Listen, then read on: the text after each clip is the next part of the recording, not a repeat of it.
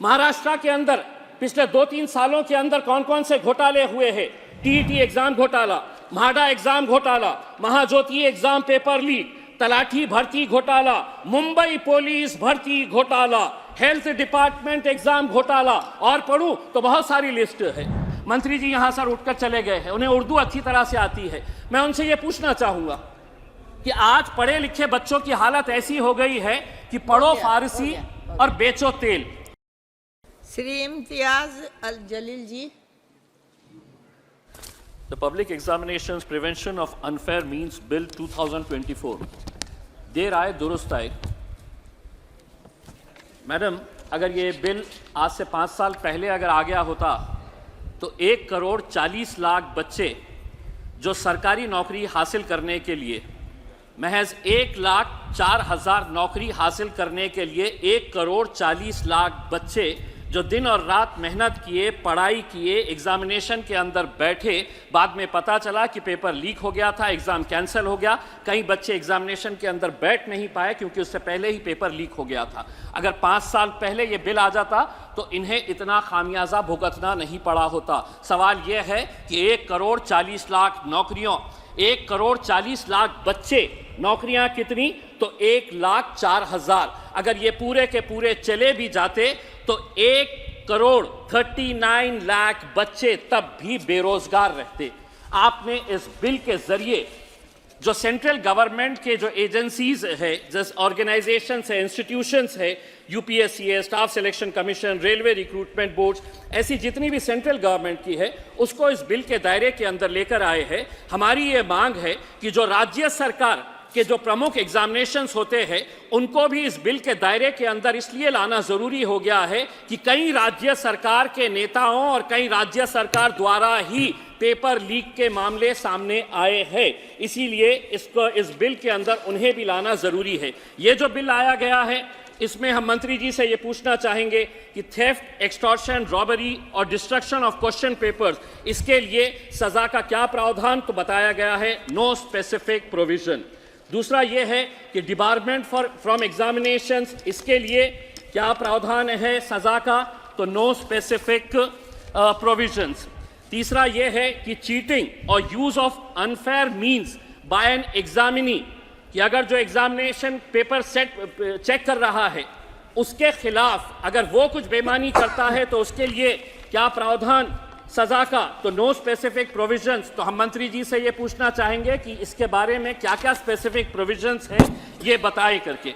मंत्री जी ने जब अपना ये बिल को पेश कर रहे थे तो स्वाभाविक है आपके विरोधी राज्य जो है उन्हीं के बारे में आप जिक्र करेंगे। आपने राजस्थान का जिक्र कर लिया, पश्चिम बंगाल का जिक्र कर लिया, लेकिन क्या बेईमानी आपके राज्यों के अंदर जो हो रही है उसका जिक्र नहीं करेंगे आप? मैं महाराष्ट्र से आता हूं, मैं महाराष्ट्र के अंदर कितनी बेईमानियां हुई है।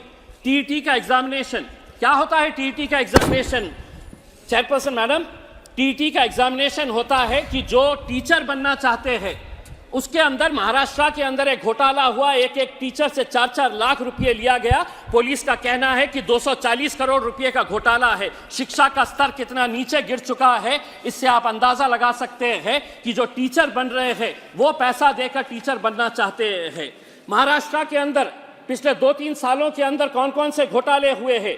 टीईटी एग्जाम घोटाला, म्हाडा एग्जाम घोटाला, महाज्योति एग्जाम पेपर लीक, तलाठी भर्ती घोटाला, मुंबई पुलिस भर्ती घोटाला, हेल्थ डिपार्टमेंट एग्जाम घोटाला, और पढ़ूं तो बहुत सारी लिस्ट है। यह आपको नजर नहीं आ रहा है? मेरा तो यह कहना है कि जहां जहां पर भी ये घोटाले हुए हैं उनके खिलाफ सख्त कार्रवाई होनी चाहिए। और दूसरा यह है मंत्री जी, जो बच्चे एग्जाम के अंदर बैठ रहे हैं, एक एक ग्रामीण इलाके का, रूरल एरिया का बच्चा 6-6 एग्जाम के अंदर बैठता है, केंद्र सरकार के, राज्य सरकार के, उससे आप पैसा लेते हैं, एग्जामिनेशन फीस, एप्लीकेशन की फीस लेते हैं। क्यों इन्हें माफ नहीं किया जा रहा है? एक तो आप नौकरियां नहीं दे रहे हैं और जो बच्चे 6-6 एग्जाम के अंदर बैठ रहे हैं उनसे है तो पैसा। अध्यक्ष महोदय, ये पूरा देश के नौजवान बच्चे आज सदन की तरफ नजर लगाए हुए हैं। अभी तेलंगाना के अंदर ग्रुप 1 प्रिलिमिनरी एग्जामिनेशन 1 जुलाई के अंदर घोटाला हुआ, कैंसिल कर दिए, 3 महीने के बाद फिर होने वाला था, फिर घोटाला सामने हुआ, कैंसिल कर दिए, फिर बाद में कहा गया कि नहीं अब एग्जामिनेशन ले नहीं सकते क्योंकि इलेक्शन आ गया। मेरा ये कहना है कि बच्चों के ऊपर क्या साइकोलॉजिकल असर पड़ता होगा कि इतनी मेहनत करने के बाद भी आज अगर वो एग्जाम नहीं दे पा रहे हैं। मंत्री जी यहाँ सर उठकर चले गए हैं, उन्हें उर्दू अच्छी तरह से आती है। मैं उनसे ये पूछना चाहूंगा कि आज पढ़े लिखे बच्चों की हालत ऐसी हो गई है कि पढ़ो फारसी और बेचो तेल, ये हालत हो गई है।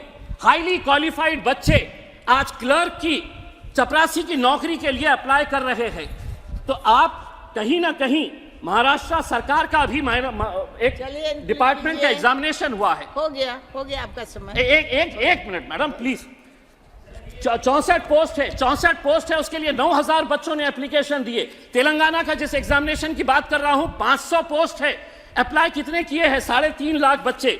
मैं आपसे ये कहना चाहता हूं, मैं मंत्री जी, मैं आपसे एक सवाल करना चाहता हूं, आंकड़े आपके ही है, आपने एग्जामिनेशन सिस्टम को तो क्लियर कर दिया है, नौकरियां कितनी है ये बताइए।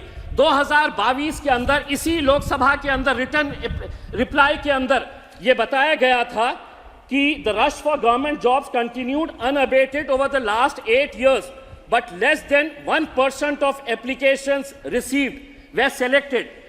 मैडम स्पीकर मैडम, मैं आपको बताना चाहता हूं पिछले 8 साल का जो आंकड़ा है, 22 करोड़ नौजवानों ने नौकरियों के लिए अप्लाई किए। 22 करोड़, सिर्फ 1 मिनट दे दीजिएगा।